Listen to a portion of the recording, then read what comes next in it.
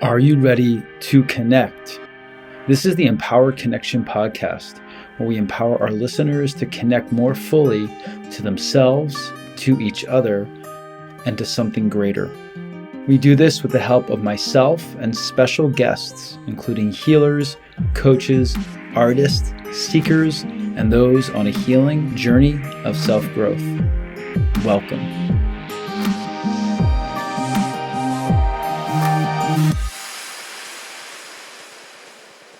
What is up, everyone? Welcome back to the Empowered Connection podcast. Thank you so much for being here and giving us some of your time.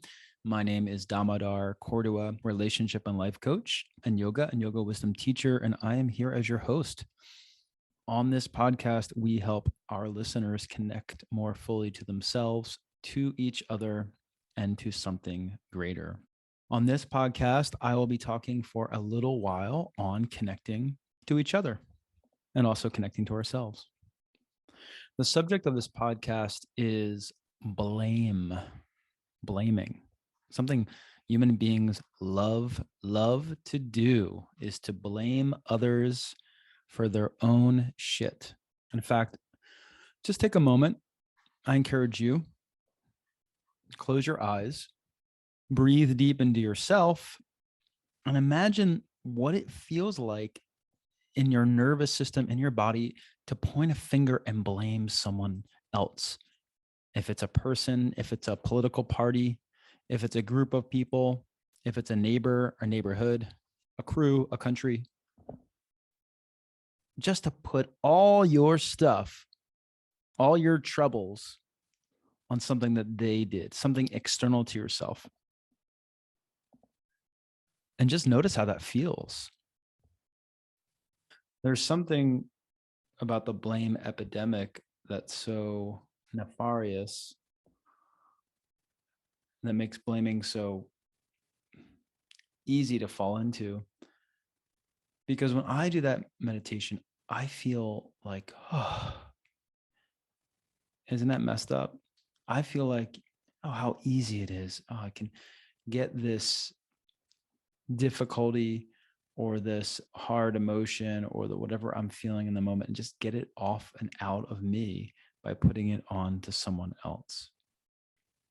And that's one reason why blaming is such an epidemic in our lives. If we're blaming other people, if we're blaming other political parties, if we're blaming other groups, it's so simple blaming, right? It makes a nuanced scenario, meaning whatever is happening inside of me, my emotional state, and whatever the other person might be feeling or doing in relation to it, it makes it real simple and black and white, when in reality, it's not. Any relationship is complicated. Any situation is complicated. So when blaming makes it so simple, it's like an easy way out. And that's why that feeling of comes up in me, right? It's like you're getting it and putting it on someone else. I don't have to deal with it. And it also allows us, blaming, to feel right, or allows us to feel self-righteous, and hold that over someone else. But the interesting thing about blaming is that it doesn't often get us what we want. Like if we're blaming another political party or group, usually that doesn't help them change. In fact, we see that that person or party doubles down in reaction, in defensiveness. And the same thing happens with our loved ones. I know when I slip into blame in my relationship, my partner doesn't say, oh, yeah, doesn't open up in her presence and become receptive to what I'm saying. No, she gets defensive. She says, excuse me, what? So whatever it is we're trying for, it doesn't work out. We don't get what we're looking for. It might feel good in the moment. It might feel simple, and I would say lazy, to blame someone, but we're not going to get what we want. We're not going to create change. In fact, over time, even if the person or the party does change from your blame, the blame will usually cause some shrapnel emotions, meaning feelings of defensiveness, resentment, shame, and guilt that are internalized over time. And then those will come out sideways. So even if you're getting what you want by blaming someone, down the line, you're not going to get what you want because the relationship will be compromised, especially your ability to connect with your loved one and create intimacy with your loved one. So in the short run, it might be lazy and easy to blame, but in the long run, it's going to catch up to us and not be a positive effect on our relational life. So I'm going to advocate a blame fast. This is something one of my teachers encouraged others to do. So I'm passing it forward.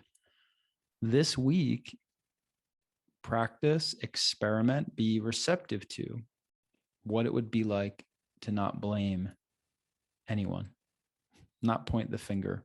And one way that you will need to do that is to be able to be with the feeling of blame when it comes up, like your propensity to point the finger, if it's to a person, if it's a person cutting you off, right? The driver in a car, if it's that different group or community of yours, if it's your lover, your best friend, your child, be present. And we talked about this with the emotional intelligence episode number 3, and we'll talk more about how to do this over time in the podcast, is learn to be present with that feeling of blame when it comes up. And instead of pushing it aside and repressing it, instead of indulging in it or being overwhelmed by it and being it, letting it come out, hold space for it and attempt to not put it out there towards that other person verbally, vocally, and just see what happens. Just let it be an experiment. And if you're going to try this experiment out, get someone on your side for accountability, not to point the finger back at you if you don't do it well. That would be messed up. But someone who, a friend or someone else listening to this podcast, or me, if you want a coach to hold you accountable, this is what I would do with my clients. We try this for a week and then we check back in and reflect. So find someone in your life that you can do that with. Say, hey, I listened to this podcast episode called Empower Connection, and I love that the host had this idea. Let's try this. Let's try not to blame for a whole week, and let's hold each other accountable. Text each other, hey, remember today we're going to practice not blaming. Let's see how it goes. And then you can encourage each other, check in, and be there in a compassionate way if each other slips, because you will slip. It's like going on other fasts. Sometimes we might cheat a little bit because they're difficult. And there is something about the human condition that really falls into patterns of blaming so easily. So I'm going to call you forward to stay true to this fast. But when and if you do slip and you blame, I'm going to ask of you to, once it comes out, if it comes out, to take a moment with yourself, come back, and right away try to take some personal responsibility. So if the blame comes out, turn it back and say, I notice I just blamed you, but you know what? I'm going to take a moment and see where I'm responsible here. I'm going to let this feeling that came up in me be a signifier to go inside and see where I can improve, see where I'm part of the scenario, see where I'm being called to learn to grow. Okay. So turn it back, put that finger that's pointing, turn it back at you, not in a way that's self-critical or judgmental. If you're someone like me who has that tendency, instead point it back to you in a self-loving, compassionate way. This is a process, a practice for your growth. This is something that is going to be beautiful for you. So point it back in a way that is loving. And then if you're doing this fast and someone who's doing it with you or just someone else in your life blames you, same thing, be with the feeling. Take your time. If you need to close your eyes, breathe deep, pay attention to your nervous system, like how the sensations in your body are reacting or are triggered by being blamed, and soothe yourself through breath or another resource. Check out the next episode that we're having with Sam Joe, who's a somatic experiencing practitioner. She gives some great tips, and I'll give many tips to do something like this to get resourced going forward. So as you do that, as you go inside and hold space for the feeling that when you're blamed, it creates, then do two more things. Imagine, wow, how would this be for someone else? Right? Put yourself, now that you're feeling it, you're getting that bad medicine. You can put yourself into someone else's shoes when they receive it from you. Wow, this doesn't feel that good. This makes me feel real defensive. This makes me feel a little shame. This puts a wall up. This makes me want to like retract from this person or put my fist up towards this person. Maybe we're going to the back of our brain, that defensive, reactive fight or flight part of our brain. And then secondly, see, and this is big. This takes a lot of humbling. This is what the great saints practice. Take a moment, actually see where this person could be right. Instead of living out your reaction to the blame, that defensiveness, that triggeredness, that scared animal part of you, instead of putting your fists up or retracting or putting a wall up, be with that feeling and then soften, humble, and see where the other person actually could be right. And this happened to me recently. I felt, blamed, and I got defensive. And then I took a moment and I said, you know what, Damodar, this is actually something you got to hear. So work on hearing it right now, brother. I'm not advocating blame. So ideally, what we need to hear to grow comes through better, more integrated, healthier channels with our loved ones. But when it does come up, try this out. Where is the truth here? How is this calling me forward?